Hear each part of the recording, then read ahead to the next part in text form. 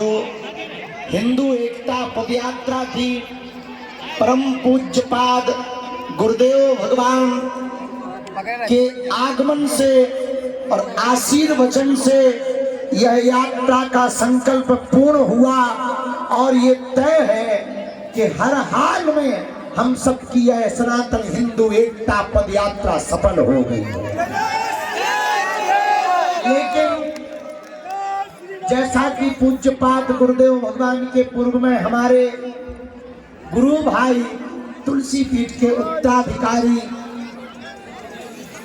पूज्य आचार्य रामचंद्र दास जी ने हम सबको कहा कि सबको गले लगाना है।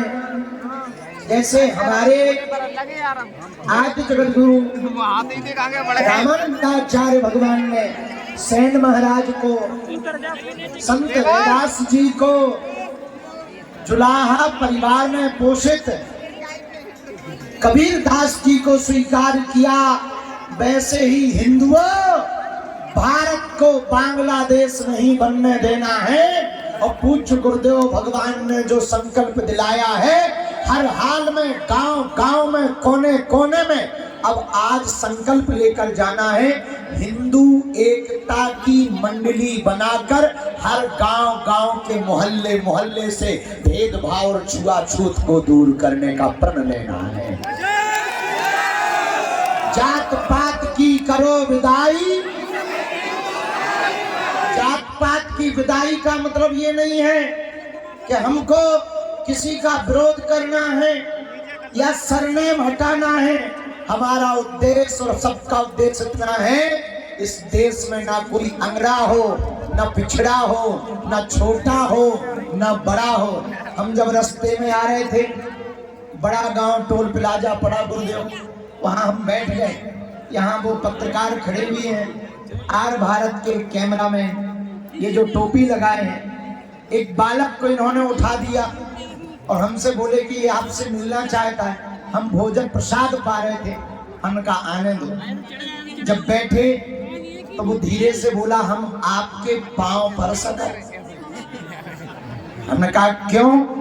बोले हमारा नाम अनमोल अहिरवार। हमने कहा कैसी बात कर रहे, पांव तो छोड़ो, हम प्रसाद पा रहे, आधी रोटी बेटा तुम खा ले, आधी हम खा ले। वो बड़ा प्रसन्न हो गया, बड़ा गदगद हो गया। बगल में बैठे हुए सब लोग देखते रहे।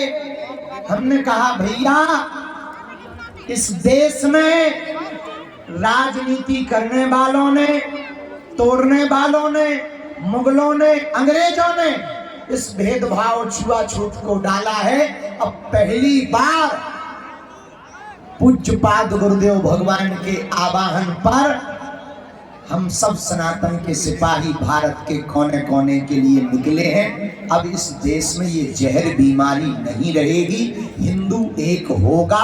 और आज हम गुरुजी के सामने प्रण ले रहे, कथा भले ही कम करेंगे, धाम पर सेवा भले ही कम कर पाएंगे, और आप लोगों से भी वचन लेते हैं कि आपके साथ हम गली गली, गांव गांव जा जा करके इस देश की इस सबसे बड़ी बीमारी को मिटाने के लिए जिएंगे।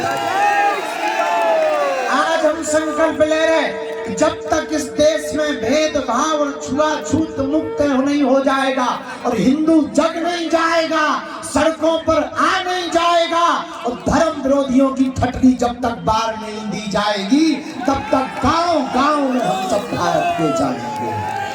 क्या तैयार हो? क्या तुम अपने भारत को बचाना चाहते? क्या तुम हिंदू एकता चाहते? क्या तुम धर्म विरोधियों की ठटरी बारना चाहते?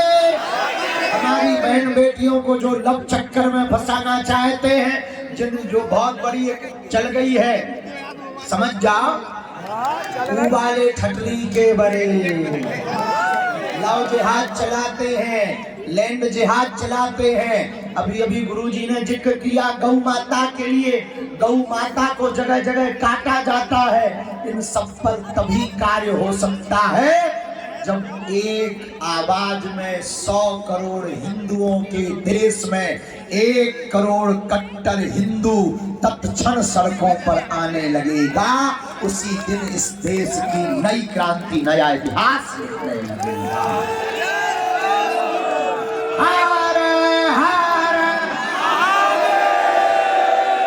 गुरुदेव भगवान को जाना है। हम सबकी यात्रा सफल हो गई, बसें भी लगी हुई हैं। वहां से जाने के लिए, घर घर जाने के लिए व्यवस्था है और प्रसाद की व्यवस्था सामने में है। कुछ लोग पार है, कुछ लोग बैठे हैं, कुछ लोग सुबह से ही बैठे हैं। आप लोग थके हैं 9 दिन के, बहुत कष्ट पाया है।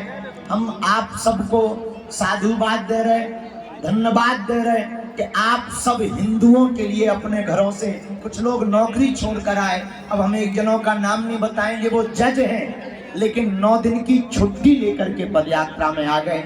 और गुरुजी को जाना है।